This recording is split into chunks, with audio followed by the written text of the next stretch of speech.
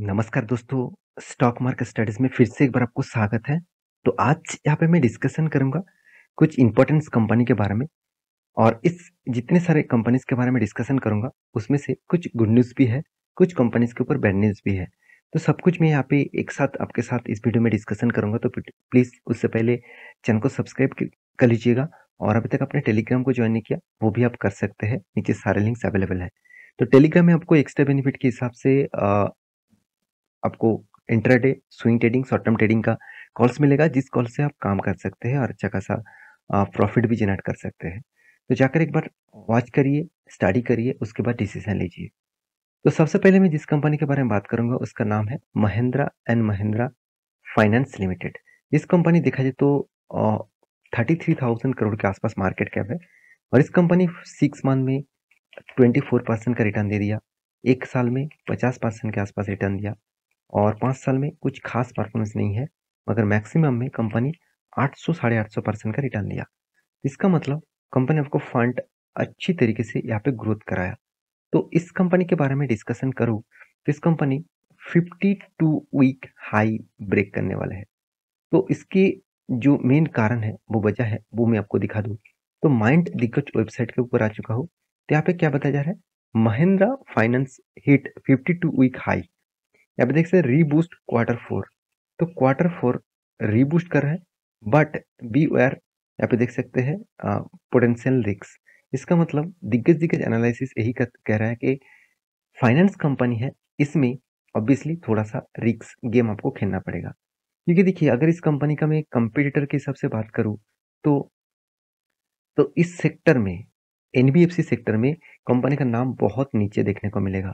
33,000 करोड़ के आसपास इसका मार्केट कैप है, बहुत छोटा सा कंपनी है।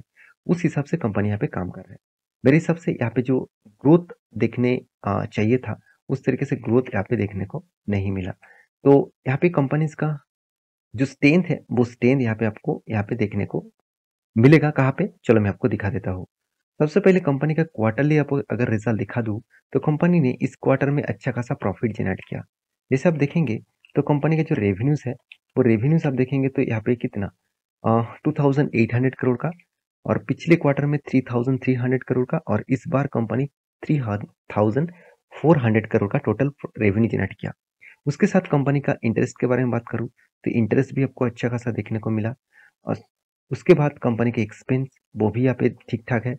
सब कुछ एडजस्टमेंट करके कंपनी के हाथ में जो प्रॉफिट आया, वो आप देखेंगे 650 करोड़ का, सॉरी 630 करोड़ के आसपास प्रॉफिट था, और इस बार बन चुके हैं 675 करोड़ के आसपास, जो पिछले बस 665 करोड़ के आसपास प्रॉफिट जनरेट कंपनी किए थे। कंपनी का फाइनेंशियली मार्जिन जो है 9% के आसपास से कंपनी का मार्जिन देखने को मिला था, आज बढ़ते बढ़ते वो 26% तक आज पहुंचे हैं।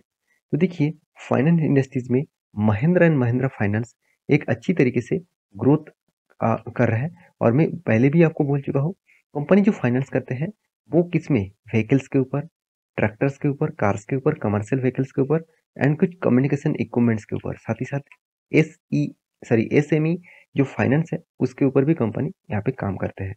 तो मैं जरूर कहूँगा इस कंपनी की जो स्ट्रेंथ है, वो स्ट्रेंथ यहाँ पे आपको देखने को मिला है। तो अभी इस कंपनी के में कुछ ईयरली आपको, सॉरी कुछ प्रॉफिट एंड लॉस ईयरली आपको दिखा दूँ, तो यहाँ पे देखेंगे तो कंपनी का जो प्रॉफिट है वो वन पहले 600 लेवल के प्रॉफिट होता था, उसके बाद 1200 लेवल तक प्रॉफिट आया, अभी 2000 करोड़ तक प्रॉफिट कंपनी जनरेट करके दिया। तो कंपनी में कुछ खास परफॉर्मेंस 5 साल 10 साल में ना दिखे, मगर 3 साल और 1 साल में कंपनी धमाका रिटर्न दिया। कंपनी का सेल्स ग्रोथ और प्रॉफिट ग्रोथ ठीक ठाक है। सेल्स ग्रोथ में थोड़ा सा यहाँ पे वीकनेस है, मगर प्रॉफिट ग्रोथ बहुत शानदार है। तो इस हिसाब से इन्वेस्टर भी अच्छा खासा यहाँ पे निवेश करके रखा। प्रोमोटर के बाद एफआईएस, डीआईएस, पब्लिक, हर किसी व्यक्ति ने इस कंपनी के ऊपर निवेश करके रखा है। तो मैं जरूर कहूंगा इस कंपनी के ऊपर स्ट्रेंथ है, उस हिसाब से कंपनी के ऊपर स्टडी करिए। तो रही बात कंपनी का लेवल का, तो यहाँ पे देखिए अच्छा खासा लेवल ब्रेकआउट हुआ है। मैं आपको पहले भी मेंशन किया था, इस कैंडल के ऊपर मैं एंट्री लिया हूँ और मेरा टारगेट इस लेवल तक रहेगा। तो मेरा एंट्री लेवल बना है अराउंड अराउंड 255 रुपीज़ के आसपास, और मेरा टारगेट लेवल बनेगा 292 रुपीज़ के आसपास। तो ये जो 40 पॉइंट्स का टारगेट है, छोटा सा टारगेट है। हाँ, यहाँ पे स्टॉप लॉस भी छोटा सा है, स्टॉप लॉस है अराउंड 33। तो आप बोल सकते हैं जो स्टॉप लॉस है वो अराउंड अराउंड 20 रुपीज़ के आसपास, और जो टारगेट रेशियो होगा वो 40 रुपीज़ के आसपास। तो 1:2 रेशियो का टारगेट यहाँ पे रखा गया है, तो आप उस हिसाब से इस कंपनी के ऊपर वॉच कर सकते हैं। मैं टेलीग्राम में बहुत पहले से ही आपको अपडेट दे चुका था। नेक्स्ट जो कंपनी है जिसके नाम है यूको बैंक। देखिए इस कंपनी में ऐसे क्या हुआ जो 5% तक गिर चुके हैं। पहले बता दूं, कंपनी एक गवर्नमेंट मतलब एक पीएसयू कंपनी है, तो उस हिसाब से इस कंपनी को वॉच करिएगा। तो पीएसयू कंपनी में यहाँ पे देख सकते हैं 5% से भी ज़्यादा यहाँ पे शेयर क्रैश देखने को मिला है। तो कंपनी का अगर 6 मंथ के चार्ट पर ओपन कर दूं तो शानदार प्रॉफिट देखने को मिलेगा। 100% का रिटर्न, 1 साल में 150% का रिटर्न दे दिया। और 5 साल में कंपनी देखिए कब कब से भागा। कंपनी ऐसे नहीं कि कोविड के बाद भागा। कंपनी भागे है 2022 अक्टूबर मंथ के बाद। अक्टूबर से लेकर आज तक कंपनी एक शानदार रैली आपको दिखाया। अगर मैं टॉप लेवल से डाउन लेवल तक देखूं तो करीबन 200% का कंपनी रिटर्न दे दिया था। तो रिटर्न तो ठीक ठाक था, मगर कंपनी में एक्चुअली गड़बड़ी कहाँ पे है। तो कंपनी का रिजल्ट में थोड़ा सा गड़बड़ी देखने को मिला। जैसे कंपनी का क्वार्टरली रिजल्ट आप देखेंगे तो रेवेन्यूज 3,700 करोड़ और पिछले बार था 4,600 करोड़ मतलब पिछले क्वार्टर में। और इस बार कंपनी के 4,900 करोड़ के आसपास पहुंच चुके हैं।